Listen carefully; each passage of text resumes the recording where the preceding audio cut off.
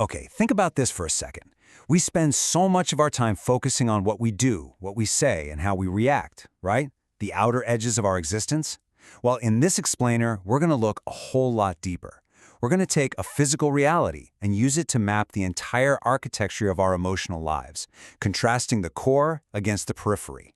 Legendary Olympic weightlifter Tommy Kono hit the nail on the head with this one. He revealed a really fascinating truth. The hands might do the visible work, but the still, centered hips, they do the actual load-bearing. I mean, if you've ever tried to throw a punch, swing a golf club, or even just lift a heavy box off the floor, you literally know this truth in your bones. Your hands and arms are just the delivery system. The real power, that comes from your hips staying perfectly still and anchored. So we're going to take Kono's brilliant biomechanical insight and apply it directly to the human mind. And here is our roadmap for today. We'll start with how the hips act as the core, and then look at how to build an unshakable center. After that, we'll explore the mask and the periphery, identify false cores, and finally, face the ultimate test of time. Let's dive in. All right, section 1. The hips are the core. Before we can really decode human behavior, we have to define what exactly a core is in the context of a well-lived life. So here's the deal. A true center absolutely must stay perfectly still so that everything above it can move effectively. The core is fixed, it's anchored, it doesn't just flail around. Meanwhile, the periphery, the hands, the shoulders, the visible actions, those are meant to move freely and forcefully. In life, your core isn't your shifting moods or your fleeting talents. It's your fixed principles, your unmoving values.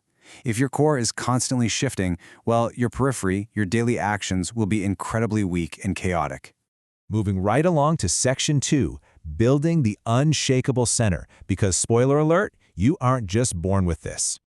I absolutely love this rule from the legendary violin teacher Shinichi Suzuki. He reminds us that the core is built the unglamorous way. It demands daily repetition, regardless of inspiration. Practice on the days that you eat. Think about that. That means you don't just practice when you feel super inspired, or when the weather's nice, or when you happen to have extra time. Every day you have a meal, you practice. Building a psychological center requires that exact same relentless, mundane consistency. Robert Collier echoes this exact same reality, taking Suzuki's artistic discipline and translating it straight into the language of achievement. An unshakable center isn't just installed overnight by some sudden flash of insight. You don't just wake up one morning with a deeply rooted sense of self. Actually, it's constructed brick by brick through tiny, almost invisible daily efforts. And this Spanish proverb really brings it all together. It insists that to truly know something, you must walk and see it for yourself. It has to be lived, not just studied. You can read literally all the self-help books and philosophy texts in the world, but knowledge alone doesn't build the core. The core is built under the friction of real life. You have to actually walk the path. So the center is built under heavy load, through relentless repetition on totally ordinary days. The Stoic philosopher Epictetus noted that it's the nature of the wise to resist pleasures. And look, this isn't about depriving yourself just for the fun of it. These small efforts train the core to hold strong automatically when the heavy bar of life is suddenly dropped on your shoulders. You build the reflex on ordinary days, so it's right there waiting for you when a crisis hits. Okay, section 3, the mask and the periphery.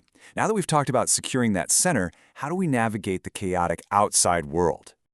Best-selling author Robert Greene argues a pretty fascinating point here. He says that complete, unfiltered free expression is actually a social impossibility.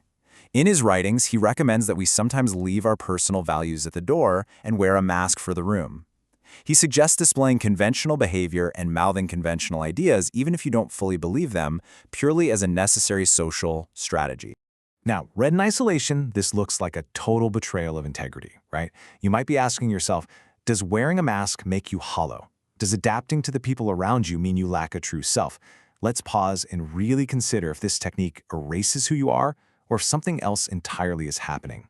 Well, here's where it all clicks. Returning to Tommy Kono's weightlifting metaphor, the stillness of the center is exactly what makes the motion of the periphery safe. The mask protects the core, it doesn't replace it. Think about the Roman Emperor Marcus Aurelius. He wrote about having endless, flexible patience for foolish and difficult people. He could bend and adapt to whoever was in front of him without building up any resentment. Why? Because an unstable person literally cannot afford to be patient with fools. It costs way too much energy. But a person with a rigid, fixed core, they can afford to be endlessly flexible on the outside. Green's mask only works if there is an unmoved conviction right underneath it. But what happens when the hips give out? Or worse, when the center we thought we built turns out to be an illusion? Let's look at Section 4, False Cores and System Failure. Leo Tolstoy offers us this brilliant, counterintuitive advice for when you are going through deep depression or a crisis of meaning. His instruction? Freeze the periphery completely. Take no steps, take no actions. Why would he say that? Because if your core isn't stable, it cannot safely support any external movement. If a weightlifter's hips give out, they absolutely shouldn't try to lift the bar. If your psychological center has crumbled, do not try to make big moves. Freeze, wait, and let the ground solidify beneath you again. Because as you might guess, not everything that feels like a fixed center actually is one. Ezra T. Benson helps us identify a false core by pointing out that pride is concerned with who is right, while humility is concerned with what is right. Pride feels stable and strong, but it's really just ego mimicking stability. It's a false core built to protect your self-image rather than to actually hold weight. It kind of reminds me of the humorist Ken Hubbard's joke. Did you ever know a successful man who didn't tell you about it? A true core does its work invisibly. It absolutely does not need an audience to validate it. And consider the famous 5 F's: fitness, family, friends, finance, and fun. People very often mistake these for their core, but they aren't your core at all. These are the chaotic external arenas, the periphery, where you must adapt to others, where you wear the mask, and where you practice patience. These are the spaces where you prove daily that your center can actually hold up under the varied pressures of life. Which brings us to Section 5, the ultimate test of time.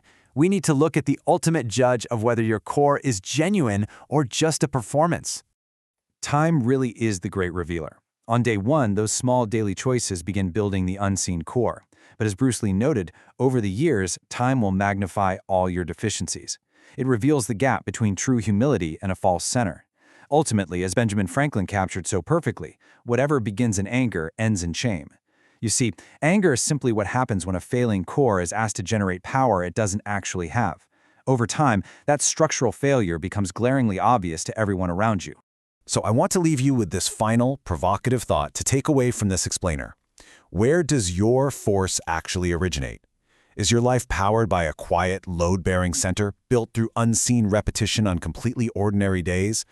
Or are you just swinging wildly from the periphery, hoping no one notices that the center cannot hold? Take the time to build your hips, anchor your core, and the rest of your life will move exactly as it should.